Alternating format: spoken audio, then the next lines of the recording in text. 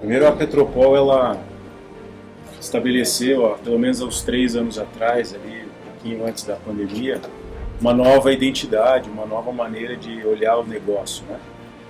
Com o apelo da sustentabilidade, mas a sustentabilidade numa maneira de fazer negócios, né?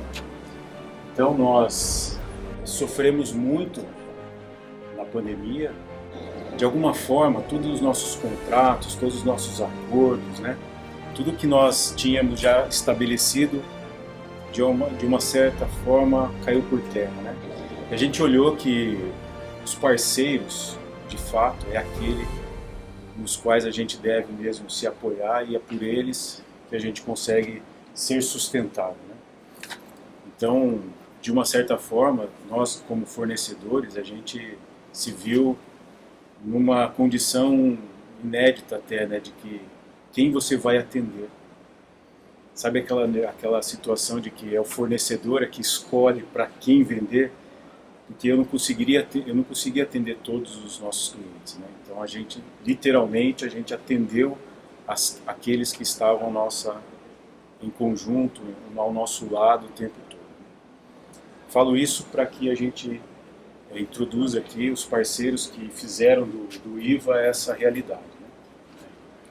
Quando a Petropol ela olhou essa maneira de introduzir a sustentabilidade no negócio, a gente, apesar de algumas certificações que nós já temos ali, mantemos, de qualidade, a ISO 9001 e o ATF, que é uma certificação automotiva específica, né? A Petropol introduziu umas diretrizes de responsabilidade social, que é a ISO 26000. Né? Essa não é uma norma certificável, é uma cartilha, né? São orientações ao ESG. Então a Petropol segue essas orientações. Nós estamos incluindo no escopo de certificações de qualidade essa nova situação. O escopo da Petropol a gente tem manufatura, beneficiamento, comercialização, distribuição de polímeros de engenharia. Esse é o nosso escopo da Petropol. A gente introduz nele orientada para a responsabilidade social, meio ambiente e governança. O que quer dizer isso, né? Dentro das certificações, ou que é certificável mesmo, nós introduzimos a ISO 26000. Então isso, indiretamente, a gente também está se certificando com essa consciência introduzida. Além dela, a gente participa do Pellet Zero, que é a OCS, é um programa, né? Por incrível que pareça, talvez para mim até uma surpresa, né? O pellet chega no oceano, né? A gente sabe que o plástico tem alguma quantidade de plástico lá, mas olhamos algo como garrafas, sacolas, isso que é mais notório. Mas até o pellet chega lá. Então, as empresas que manipulam os pellets, a gente tem uma responsabilidade também. A gente está nesse programa Pellet Zero, que é zero pellet no oceano. Compostos de baixa pegada de carbono, como o nosso NiPO-S, que é uma biopoliamida. Ao introduzir todo esse conceito, que foi conhecer uma biopoliamida, que para nós também é inédito, porque todos os polímeros ou biopolímeros que conhecíamos era commodity ou de uma qualidade mais voltada para a embalagem, né? De uma certa forma, plástico de engenharia, pelo menos na nossa ramo de ação, ou raio de ação, era desconhecido. Para grata surpresa, existe uma biopoliamida, né? E poliamida é o polímero que mais transita dentro da nossa empresa. E aí, nesse momento, o Renato, através da Velore, apresentou para nós esse polímero, e eu gostaria de convidá-lo para que ele pudesse mostrar para vocês um lado do IVA, né? O IVA ele tem vou pegar só para a gente tem aqui uma ideia que ela começa a se formar com uma parte dela que seria os biopolímeros. Boa tarde a todos aí, um prazer estar participando, e antes de começar queria parabenizar a Petropol pela iniciativa, pela inovação. Hoje em dia falar de sustentabilidade é fácil, né? Agora fazer é outra coisa, né? Então realmente ver essa inovação, né, sendo promovida, entregando sustentabilidade mesmo, né, entregando uma solução para o planeta, para a sociedade, para as empresas, é muito jóia, muito bom ver isso, né? E agradecer, né, por confiar na Velore, na Biopoliamida, para desenvolver essa inovação a 6 mãos, junto com a Terpol, que a gente vai falar já como funciona o produto, né? Mas vamos falar um pouquinho, né, antes da gente entrar no conceito do bioplástico, falar um pouquinho o porquê disso tudo. Então, a gente fala de efeito estufa, né, o que é o efeito estufa, por que tanto a gente fala em descarbonização, em redução da pegada de carbono. Às vezes são conceitos simples, mas que no final a gente percebe que falta informação e falta educação mesmo, consciência para a população do que significa isso, né? Então, o que é esse efeito estufa? O efeito estufa não é que o Sol está aquecendo a Terra, né? Tem gente que pensa que é dessa forma. Por que CO2 nessa história toda? Na verdade, você tem aqui uma camada, né, de CO2 pelas emissões de CO2, e essa camada evita, ou, infelizmente, atrapalha com que o calor, né, irradiado pelo Sol se reflita e saia da Terra. Então, quando isso aqui não tinha camada, o Sol continuava batendo, porém refletia o calor e não tinha o aquecimento global. Então, a camada, o que ela faz? A camada de CO2, ela, infelizmente, faz com que esses raios voltem para o planeta, e isso gera o aquecimento global. Então, o problema é que o aquecimento global é uma realidade em função da camada de CO2 que forma em volta do planeta. Isso é claro, aqui tem uma foto que a gente trouxe só para ter uma noção, né? A gente pega a calota polar, nossa, é incrível a velocidade que está acontecendo de gelo e qual o impacto desse gelo para o planeta e para nós daqui a 20, 30, 50 anos. Antes a gente pensava em sustentabilidade, ninguém dava muita bola porque era coisa, isso para a próxima geração, de repente, sei lá, daqui a segunda, terceira geração, eles cuidam disso.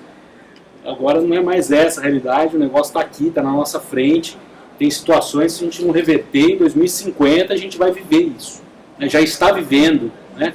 A realidade das mudanças climáticas a gente já está vivendo. Então, é uma questão que ela tem que ser trabalhada, e esse entendimento ele vem acontecendo na sociedade como um todo, né? E aí E essa foto daqui, tirada em 2012, para hoje já são 10 anos. Já, né? são 10 anos. Já são 10 anos. 10 anos. Aqui é uma coisa, né, maluca, mas hoje já existe rota comercial de navio pelo Polo Norte. É uma loucura pensar nisso, né? Então, qual a consequência disso para a humanidade? É algo que vem crescendo essa consciência, essa preocupação, e isso que as empresas e os países estão trabalhando. E realmente estão trabalhando, né? Aqui trazendo um pouquinho o que está acontecendo no mundo, né? Então, o desafio de reduzir essa camada, reduzir esse efeito estufa no mundo, no planeta, ele vem levando os países, de uma certa forma, a se comprometer com essa descarbonização. Então, você tem, por exemplo, a Europa, que, vamos dizer, é o continente que lidera um pouco essa discussão a nível mundial.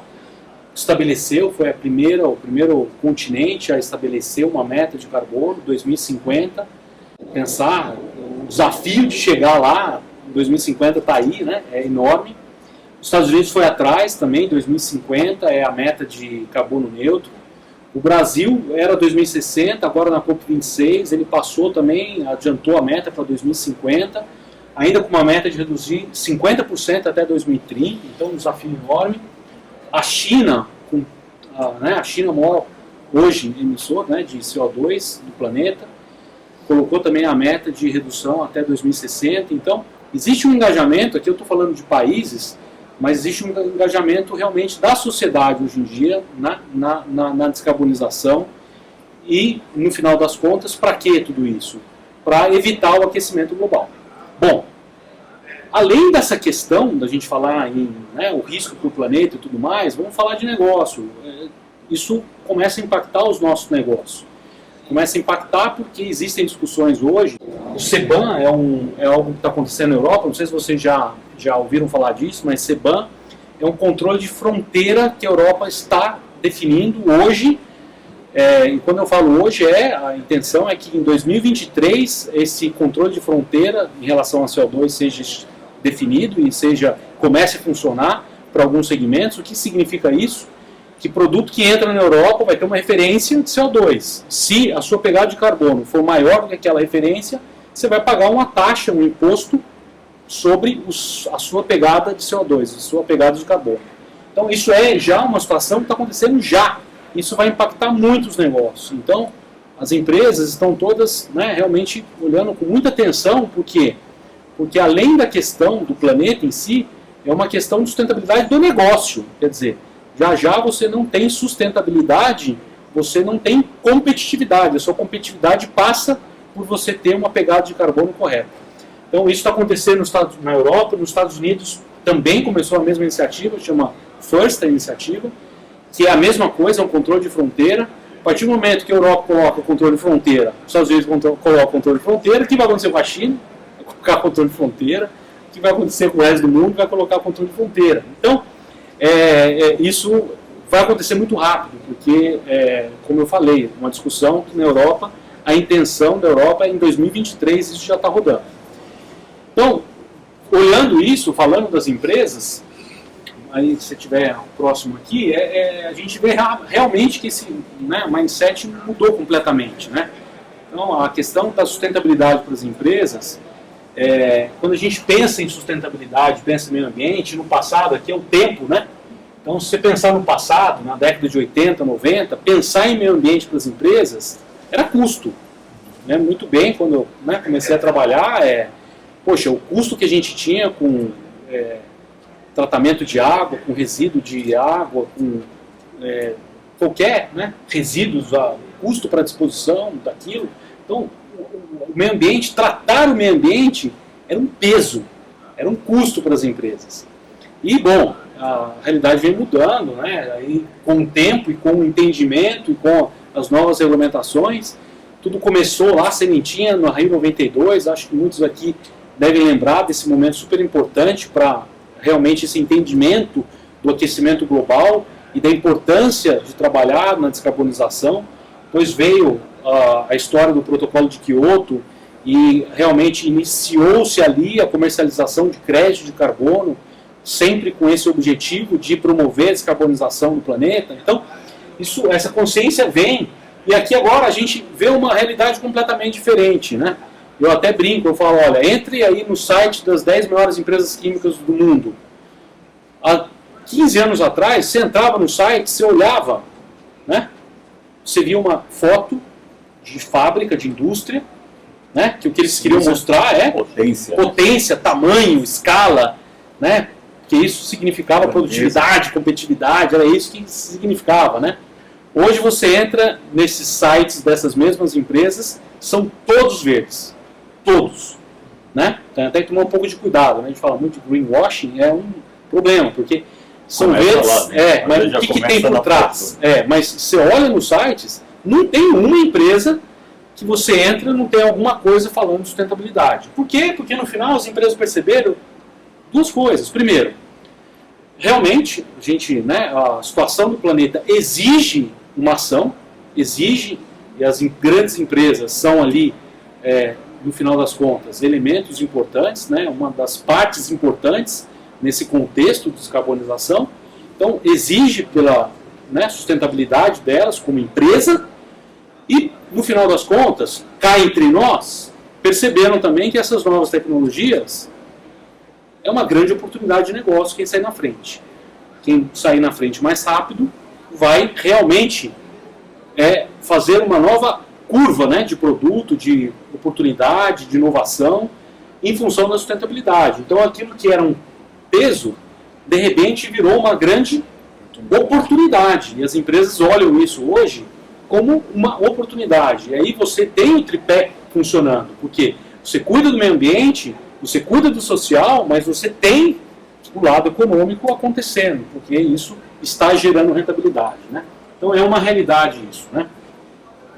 Bom, isso tudo está levando as empresas, aí falando um pouco das tendências, das mega tendências, das novas tecnologias, se passar, Rafael, vem transformando, né, a indústria realmente novas tecnologias e novos conceitos e novos produtos, né? Então, hoje a gente fala em biotecnologia, nós vamos falar bastante hoje, é uma dessas mega tendências. Economia circular, nós vamos falar disso hoje, é uma outra grande mega tendência, né? A gente fala Neo-Ecology, né? Que é a grande mega tendência por trás disso tudo. A própria eletrificação é tudo isso para você reduzir a pegada de carbono e energia. Quando a gente fala em eletrificação, é um negócio muito importante, até é legal a gente falar, porque é uma grande vantagem do Brasil, né? O Brasil, se não me engano, é o 8º país que mais emite CO2 no planeta, né? Os 7 anteriores, a principal fonte de emissão de CO2 é energia. Então, você pega a China, qual é a maior fatia de geração de CO2? É energia, né? A produção de energia gera CO2. Europa, Japão, todos que estão antes de nós, a principal fonte de geração de CO2 é a energia, e o grande desafio é como fazer essa transição energética que se fala tanto. O Brasil não, o Brasil a gente tem uma oportunidade, porque não é a energia o nosso maior problema, o nosso maior problema é a agricultura. O país tem, eu acho que, né, o agro no país é forte, e eles estão ali se organizando, e tem lá o programa ABC no Brasil, que é a agricultura de baixo carbono, que vai tratar, que vem com essa, né, para tratar para o Brasil chegar lá no carbono neutro. Mas a eletrificação é um grande elemento, essa questão no mundo, né? A eletrificação com energia renovável para você fazer essa transição energética. E depois você tem os bioplásticos que trazem a solução. O plástico é uma solução, a gente viu super bem no vídeo, né? É uma solução que é um caminho sem volta, o plástico, mas como fazer um plástico se tornar um produto sustentável. Então aí vem o desafio dos bioplásticos e da economia circular para que a gente possa conviver com o plástico da forma mais correta, sem agredir o planeta. Então essas mega tendências aqui, né, com o objetivo, né, todas essas tecnologias, inclusive o produto que a gente vai falar hoje, é para evitar, né, para reduzir a pegada de carbono. Então, dando continuidade aí, falando agora do produto da biopoliamida, dando a introdução o que é um bioplástico, né? Então a gente vai falar da biopoliamida. A biopoliamida é considerada um bioplástico. Então, primeiro, conceito, que é um bioplástico. Bioplástico, na verdade, ele tem duas vertentes. Aqui tem 2 eixos, né? Todo produto que é de fonte renovável é considerado um bioplástico. Então, todos esses produtos aqui, por ser de fonte renovável, são produtos considerados bioplásticos.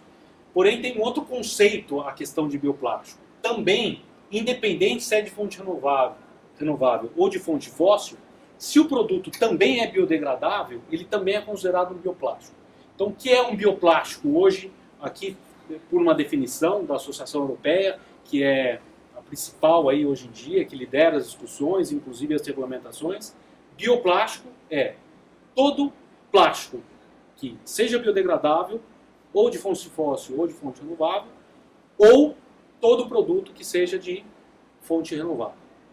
A poliamida, que a gente vai falar hoje, até pela aplicação, que é uma aplicação de plástico de engenharia, nós estamos classificados aqui, porque nós somos um produto de fonte renovável, porém nós somos um produto que não somos biodegradáveis. É um produto que ele não biodegrada com agilidade, né? Isso não é necessário para o segmento, porque normalmente se busca biodegradabilidade, principalmente para aplicações de uso rápido, né? Então para single use, que a gente fala no plástico, então para produtos descartáveis, o que não é o nosso caso. O conceito que a gente trabalha em plástico engenharia é o conceito de fonte renovável para ter a baixa pegada de carbono e a economia circular e a reciclabilidade dele, né? Um pouquinho antes da pandemia, tinha aqui o market share dos bioplásticos no mundo. Então a gente tinha aí um market share de 4%, quer dizer, muito pequeno ainda, né? Realmente começando. Essas tecnologias começaram na última década, todas elas. Então é tudo muito recente. Então a participação muito pequena. Mas aqui a projeção feita mais uma vez pela Associação Europeia de Bioplásticos, a 2030, quer dizer, está aí, se espera que o market share dos bioplásticos chegue a 40% no mercado mundial. Isso em função já de todos os investimentos e as tecnologias e patentes colocadas e investimentos que estão acontecendo. Então, cara, é 30% de crescimento anual. Quer dizer, é muita coisa, né? É um negócio que está muito rápido e vai acontecer muito rápido. Então essa é uma realidade que não pode ser desconsiderada. E uma reflexão que a gente fez aí, a Petropol, nesses estudos, né, de sustentabilidade de negócio, olhando para isso, a gente também ficou, de uma certa forma, aflito, né? Será que o negócio que estamos tendo hoje, nós somos sustentados em polímeros de fonte finita, né? Fonte fóssil e petróleo. E se ele é finita, logo acaba, logo vai ser 100% bio. Talvez 100% não cheguemos, mas quando teremos, é fatalmente, porque se ele é finito, provavelmente todos os polímeros deverão ser extraídos de fonte. Um dia vai chegar. um dia vai chegar lá. Um dia vai chegar.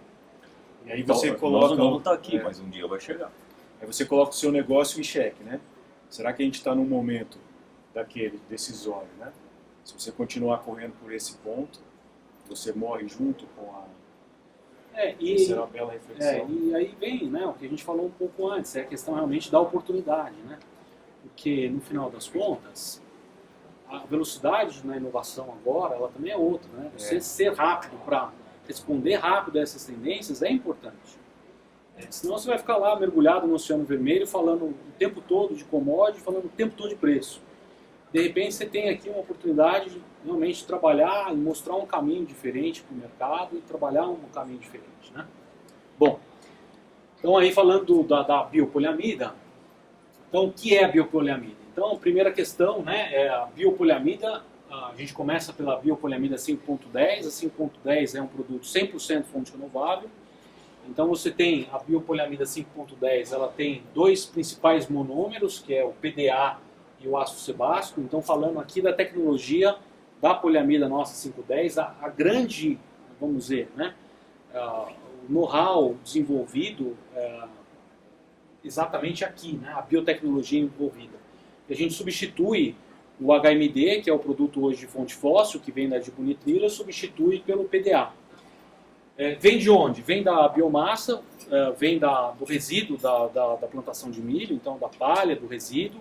Isso é algo muito importante, porque existe uma crítica mundial, vamos dizer assim, fala, não, bioplástico não pode ser a solução, porque bioplástico você precisa de terra, e a terra ela tem que ser usada para alimentação humana.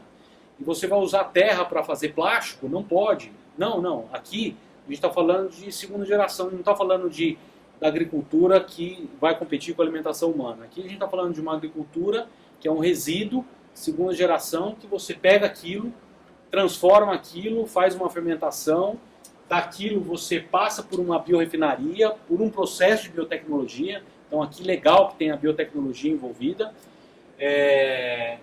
Faz a conversão microbiana, então quer dizer, micro-organismos vivos, né, que fazem a catalisação dessa reação química e faz esse nome longo aqui, pentametileno-diamina, que penta, por isso PA5, porque tem 5 carbonos, depois junta com ácido sebástico, nesse caso, que também é de fonte renovável, que tem 10 carbonos, e você faz a poliamida 5,10. E aí você tem o sal e põe aqui a poliamida 5,10. Desculpa, aqui está errado. Mas é um produto que tem certificação alemã, então é um produto que está realmente muito robusto aqui para falar da pegada de carbono e tudo mais. A poliamida 5,6, que no final é a base principal dos produtos que a gente vem fazendo hoje, e que a Petropol está trabalhando, e, né, que fez aí o NIPOS e vem o conceito IVA agora, é a mesma coisa, ela vem com o PDA, isso que eu acabei de explicar para vocês, então a mesma tecnologia, aqui está, né, a patente, a empresa, a Catai, a nossa parceira estratégica aqui, ela é a empresa que tem as patentes todas da biopoliamida mundialmente, hoje é a maior produtora mundial de biopoliamida, né? E do outro lado você mistura com ácido adípico, que tem 6 carbonos, então aqui você faz uma poliamida 5,6. O ácido adípico continua sendo de fonte fóssil, por enquanto, porque existem estudos aí já de adípico de fonte renovável, então não vai demorar muito, vai ter já uma 5,6 100% renovável, mas por enquanto aqui é de fonte fóssil, então você tem 47% de fonte renovável, que isso já traz uma vantagem enorme na redução de pegada de carbono. Então aqui é um polímero 5,6 que tem aí o apelo, né, super legal de fonte natural, renovável e sustentável. Bom, a gente fala um pouco do né, produto sustentável, mas aí sempre vem a primeira pergunta. Ah, legal, produto tem um apelo de sustentabilidade, tem baixo carbono? Tem. Segunda questão que vem. Ah, mas deve ter algum, né, drawback aí, deve ter alguma perda de propriedade. Não tem nenhuma perda de propriedade. Então, quando a gente compara com um produto similar, o que é o similar da poliamida 5,6 e a poliamida 66? Quando você compara com o similar, o produto funciona e funciona absolutamente igual na maioria absoluta das aplicações. É o mesmo produto? Não é. Um é 6 carbonos, 6 carbonos, outro é 5 carbonos, 6 carbonos, tem uma pequena diferença, mas quando a gente começa a olhar as propriedades, elas são todas propriedades que funcionam de uma forma muito similar, você não perde nenhuma performance em termos de resistência à temperatura, resistência mecânica, todas as principais questões que são exigidas de um plástico de engenharia como a poliamida 66. Então, tecnicamente funciona? Funciona. Próximo. Então, o sustentável, você também tem que mostrar, como eu falei, a gente tem que tomar um cuidado enorme, porque hoje se fala muito, sou sustentável, mas o que é? Qual é a sua sustentabilidade? Então, hoje está no Valor, uma reportagem enorme, né? Falando o cuidado do greenwashing, uma página no Valor hoje falando disso. Por quê? Porque existe hoje muita gente falando, vou ser carbono neutro em 2050. E aí, como? De que jeito? O que você está fazendo? É fácil falar em 2050, né? Mas o que você está fazendo? Qual a realidade? Então, aqui a gente tem aqui uma demonstração, né? Isso aqui é um certificado, também como eu falei, uma certificação feita por um instituto independente na Suécia, que mostra qual é a pegada de carbono de um produto nosso e quanto ele reduz em relação ao produto fóssil. Então, uma redução de 50%. É muita coisa, gente. Quando a gente fala em descarbonização hoje em dia, o principal, um produto, né, uma peça plástica, 70% da pegada de carbono do material, sem exagero nenhum, está na matéria-prima. Depois 30%, e olhe lá, está no transporte e no processamento, na industrialização. Quer dizer, para você mexer nesses 30% aqui, é um esforço enorme. Quando eu falo esforço, é investimento. Vou mexer na energia, vou colocar energia solar. Putz, você vai colocar um puto investimento para mexer peanuts na redução de pegada. Enquanto você mexe no material, você mexe 50% de redução na troca de material. Que numa peça final de produto, isso vai dar o quê? 35%, 40% de redução de pegada. Então, o investimento... Peanuts. Peanuts. Falar em investimento é a terceira pergunta que sempre vem. Então, a primeira é sustentável? A segunda funciona? Tecnicamente funciona. E a terceira? Mas é caro. Não é o produto. Aí, a próxima slide, a gente mostra um pouco isso. A competitividade desse produto hoje em dia, ele vem ganhando velocidade, esses investimentos. Essas tecnologias vêm ganhando escala. A própria Katai, né, eu tenho relação com essa empresa há quase 10 anos, e realmente, há 10 anos atrás, era impraticável.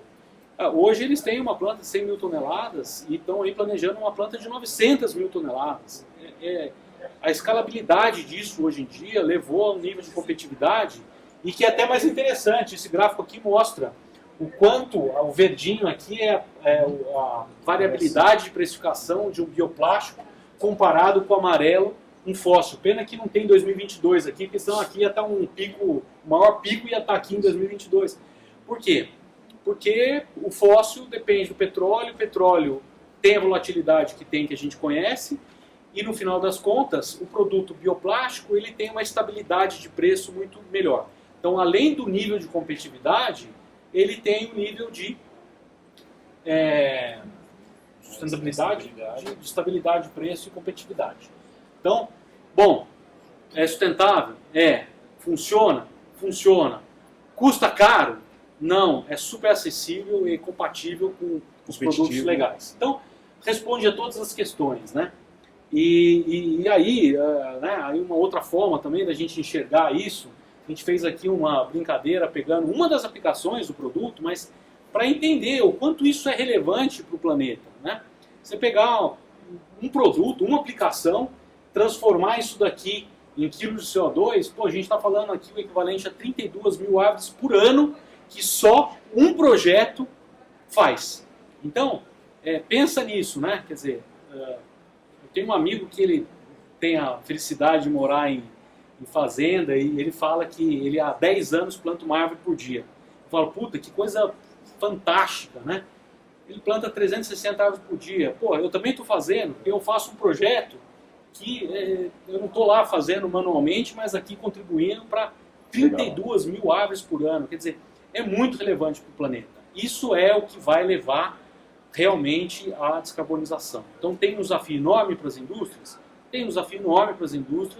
mas eu acho que se a gente olha isso de forma também a entender que pode ser uma grande oportunidade de negócio, é uma viabilidade, no final você construir a sustentabilidade da sua empresa. E é um pouco esse conceito que a gente traz para o NaiPOS e para o conceito do IVA em parceria, né, com a Terpol para construir a solução que o Rafael vai falar. Mas antes eu passo a bola aí para o Sidney para falar agora da outras duas mãos aí. Parabéns.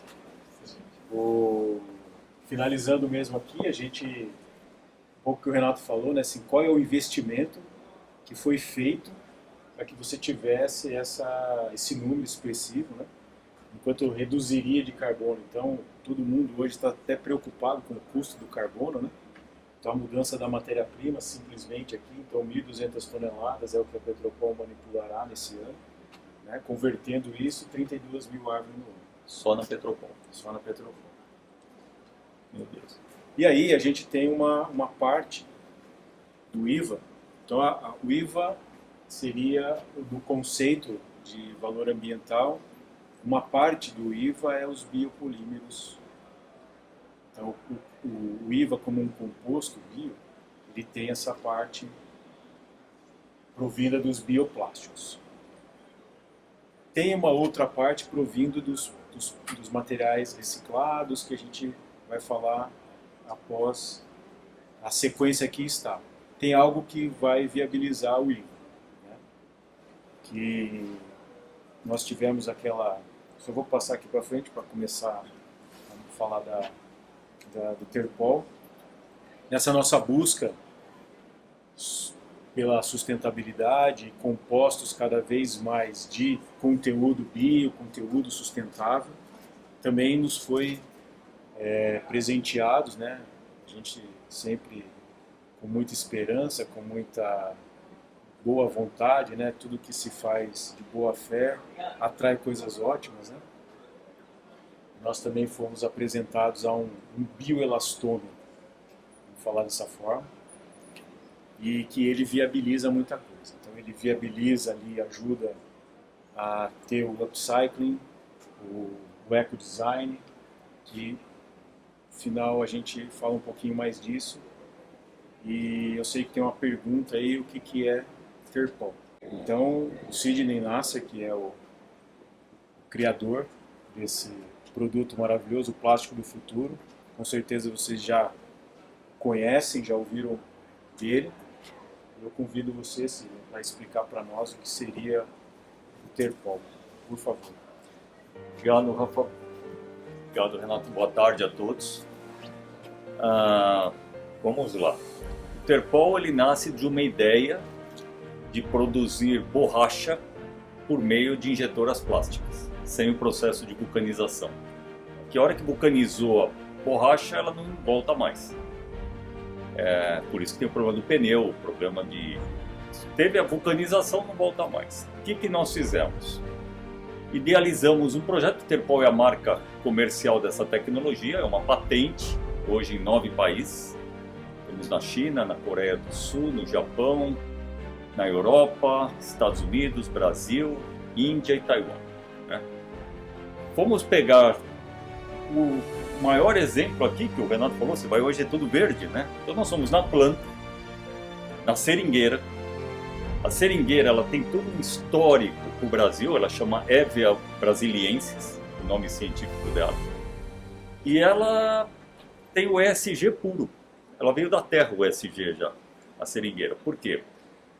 Nós plantamos a semente, prepara o solo uma vez só. 6 anos depois está pronto para colher o látex. Não corta a árvore para colher o látex, a floresta continua em pé e só depende de chuva. durante 35 anos. Ou seja, a seringueira gera látex durante 35 anos. A colheita é manual. É um artesão que vai lá no caule todo dia e corta talha, né, o caule para sair o látex. O látex, que é aquele leite branco que vocês já devem ter visto, ele é água com borracha. Evapora a água, a gente tem a borracha. Um seringueiro hoje, ele ganha aproximadamente, pra vocês terem uma ideia, 10 mil reais por mês. E geralmente é o marido e a mulher. São 20 mil reais por mês. Então ele fixa o homem no campo. Ele evita aquele êxodo para a cidade. Ele vem para a cidade para gastar dinheiro hoje. Pegar avião, ir para a Europa, sei lá o quê. Isso é o seringueiro hoje, no Noroeste Paulista, que é 80% da produção brasileira de borracha natural. Então nós fomos lá, pegamos a seringueira, e ela vai produzir durante 35 anos, e uma árvore, vocês estão falando da árvore, uma árvore só produz 5 quilos a 6 quilos por ano de borracha. Imagina a quantidade de árvore que nós precisamos. E hoje 70% vai para pneus. Eles são escravos da pneumática.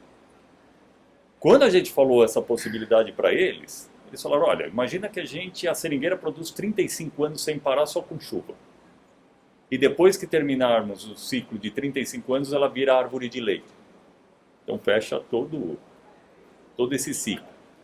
Nós fomos lá pela primeira vez e conseguimos encapsulá-la com plástico, criar um termoplástico compatível com polipropileno, polietileno, poliestireno, PET, poliamida, ABS, PLA. Citando alguns que talvez eu não falei todos. O caso do PLA é emblemático, porque o PLA é o biodegradável, é o plástico do ácido polilático, ele é biodegradável, desde que o solo seja compostável para ser biodegradável. Isso é outra confusão que a turma faz. A turma acha que o biodegradável vai ficar olhando para ele e vai ser biodegradável. Não vai. Não é verdade? Não vai. Vai ser tão ruim quanto o outro. Mas o ruim somos nós. Porque você citou do pellet, que vai para o mar, ele não tem perna para ir para o mar. Não tem pernas. Nós que não temos educação para saber trabalhar. E vai aqueles haters, plástico, não sei o que, só que ele está usando um celular feito de plástico. Né? Então o que nós fizemos? No caso do PLA, o PLA é líquido, só que ele quebra, facinho, né? Adiciona-se um pouco de terpol no PLA, que é um termoplástico vindo da seringueira, né? Ele fica completamente flexível. E aí abre o campo para poliamida de aplicação. Né? Mesma coisa na poliamida. Nós temos trabalho, e aí nós nos encontramos, contar rapidinho aqui, no final do ano passado, né? Rafael soube do terpol, poxa, o que é isso? Explicamos numa agilidade muito grande, ele me convida, pede umas amostras, me convida para ir na fábrica dele, e de repente eu vejo uma parede que nem essa, com 18, 20 experimentos, 5% terpol na poliamida, 3% terpol, deu isso, deu aquilo, 10% deu... Ele falou assim, gente, eu estou criando o IVA. O IVA é um conceito de circularidade. Eu falei, nós também. Ah, e eu vou te apresentar o Renato, que tem outra parte, que é a poliamida vegetal. Então cada um tinha um pedaço do quebra-cabeça. E nós juntamos todo esse quebra-cabeça. Então só para vocês terem uma ideia, o que é o terpol, isso aqui é um terpol puro. Alça de sandália. Quem nunca pôs um preguinho na alça da sandália? Vou chamar... Você é forte, vem aqui. Essa alça é de terpol. Eu tenho uma sandálias lá, que ela é muito bacana, ela é do Star Wars, assim, eu ganhei da minha filha, é maravilhosa. Né? Só que ela quebrou, né? Aqui. Ela estourou aqui. Lógico. E eu coloquei aquele preguinho mesmo, que você falou assim, né? Aí eu cheguei lá vai começar a processar a gente com o terpol, que as vendas vão cair de prego. Né? De prego, vai. Então vamos e aí lá. eu peguei essa daí e substituí lá. Pega de um lado. Tenta arrebentar. Teu pé não vai acontecer isso. Certo? Então, isso aqui nós levamos para o plástico. Obrigado. Ainda bem que não arrebentou. Tava aqui rezando. Nossa Senhora! Outro detalhe que aqui foi comentado. 99,9% das alças de sandálias no Brasil são de PVC, vocês sabiam? Né? Qual a densidade do PVC? 1,20, sei lá quanto. Essa aqui é 0,90. Então, fazendo um cálculo rápido, o Brasil produz... Isso eu vou falar muito amanhã às 3h20 da tarde sobre isso, com mais detalhes. Mas só passar aqui já vocês aproveitar aqui a viagem. Não sei quanto tempo eu tenho aí. Estou preparando aquele vídeo. Aí você abre aqui, eu caio e... Né? Mas vamos lá. O Brasil produz 600 milhões de pares de sandálias tipo de praia entre os grandes fabricantes e os menores. Cada par vai 40 gramas A gente tem de tempo, sandália. sim. 40 gramas de sandália, de PVC. Já está... Substituído por terpol, ou seja, multiplicando isso, são 24 milhões de quilos. 24 mil toneladas de PVC só para alça de sandália. Se nós trocarmos tudo por terpol, todas, imaginemos no Brasil, nós vamos ter 30% a menos de consumo de matéria-prima. São 7.500 toneladas a menos só trocando a alcinha. Tá? Fora isso, nós estamos falando, aí sim, 24 mil toneladas a menos de PVC, de cloro, de dioxina, de tudo isso aí. Porque é tudo terpol. O terpol, ele é atóxico. Ele vem da seringueira. Né? Então, transforma isso em frete. 7.500 toneladas a menos de fretes em caminhões rodando. Quanto é da camada de ozônio que representa? Né? E aí nós desenvolvemos a sandália circular para os nossos clientes. Porque a alça é terpol e a base também é terpol. Vou pegar aqui uma sandália, por exemplo. A alça é terpol e aqui é borracha sintética com terpol. Isso permite recuperar inteira. Então, como seria a circularidade? Nós produzimos o terpol vai para o fabricante da sandália, que produz a sandália, que vai para o varejo. Do varejo a gente compra, com educação, depois de usar, devolve para o varejo vai devolver para nós, não para o fabricante. Nós somos uma indústria química, nós vamos recuperar isso, descontaminar, fazer um terpol que vai voltar para a mesma sandália.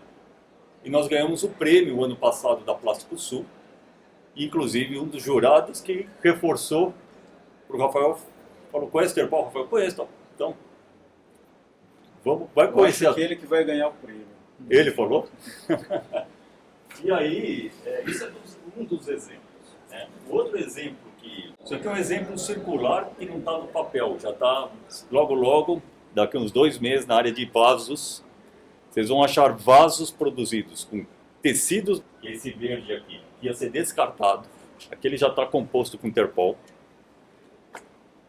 a Petropol já injetou, né? Tecidos, ficou assim. É PP aqui, né? PP. Polipropileno e terpol. Isso virou vaso. Ou rotomoldado, no caso polietileno, ou injetado, no caso polipropileno. E a etiqueta, né, Simone, como é que é? A etiqueta vai ter um QR Code, onde vai ter toda a rastreabilidade de como chegamos naquele vaso, desde a extração da matéria-prima, o processo, toda a cadeia. E vai estar escrito, já foi um uniforme pela biotecnologia Terpol, né? Hoje eu sou um vaso.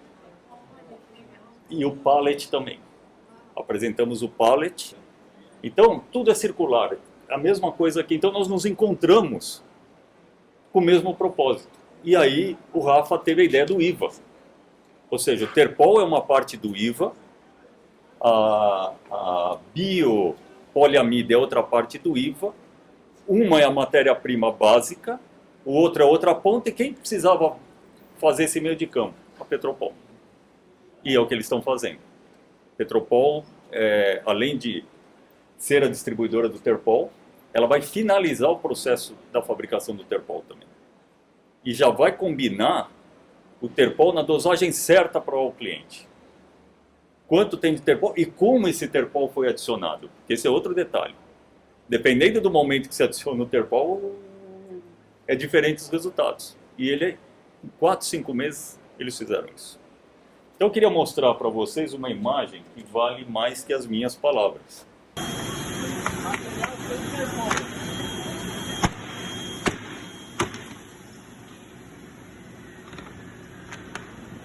Esse aqui é o material já com terpol e já batendo bastante com ele.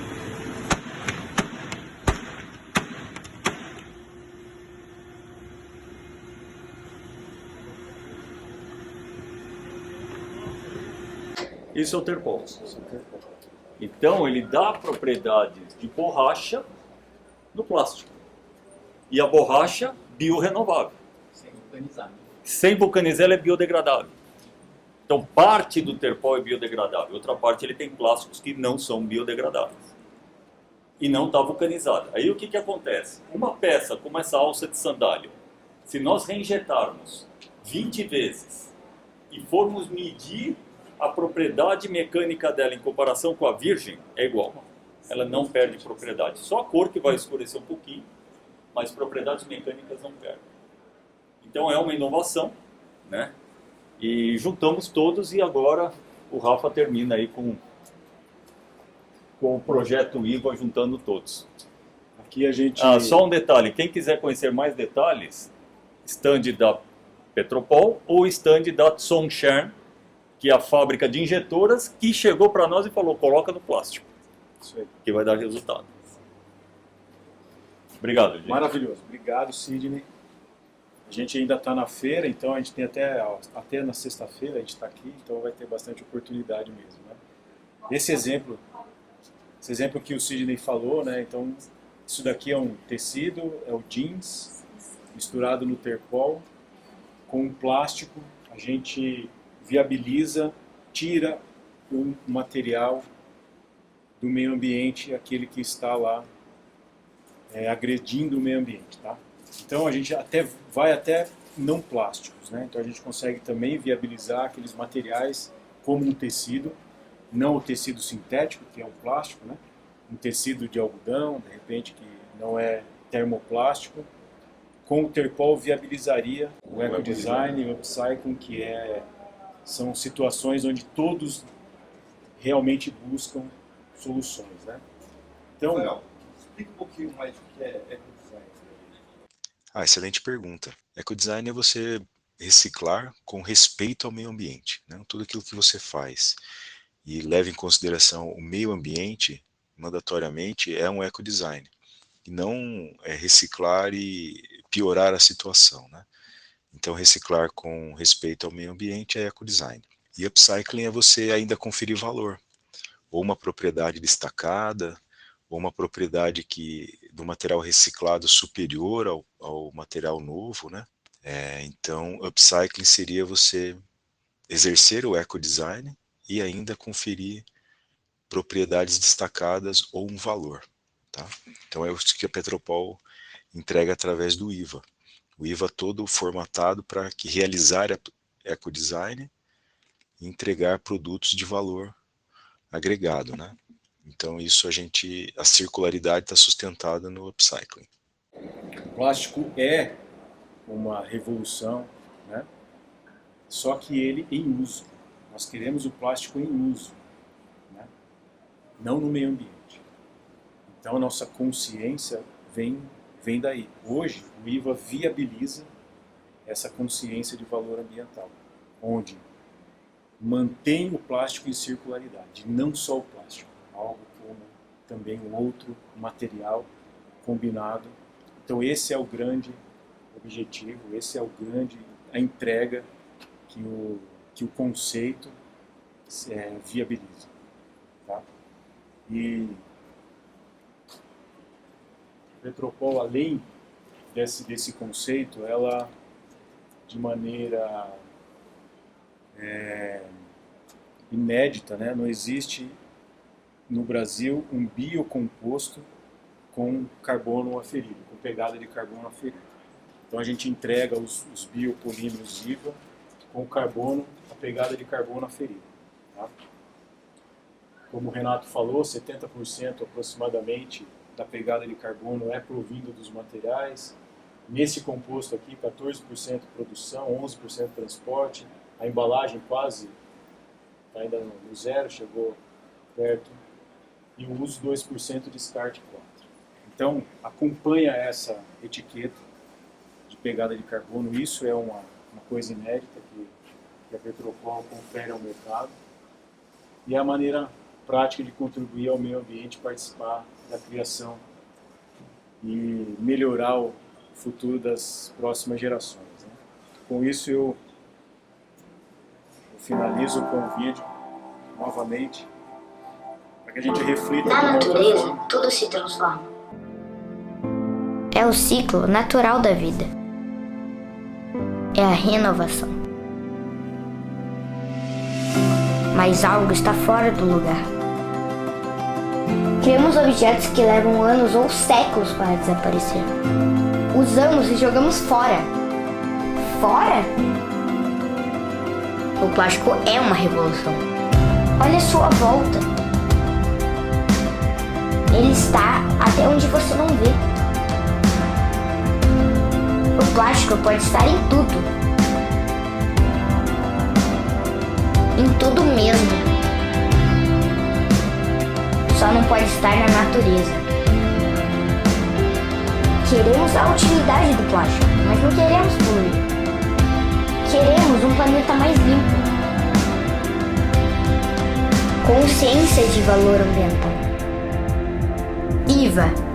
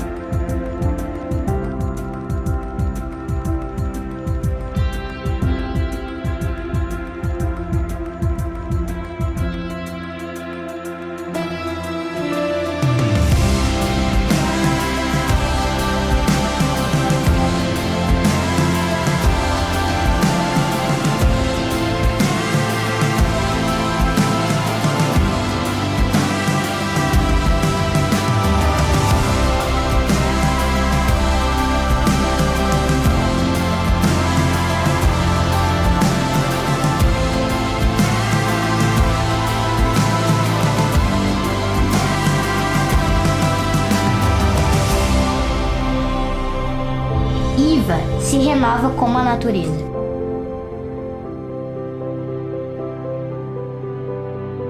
IVA tem vida.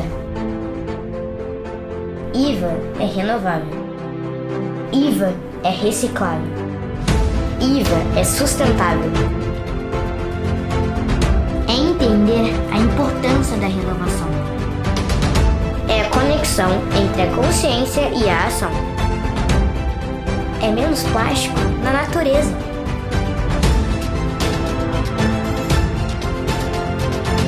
É a contribuição a uma realidade mais sustentável para as futuras gerações.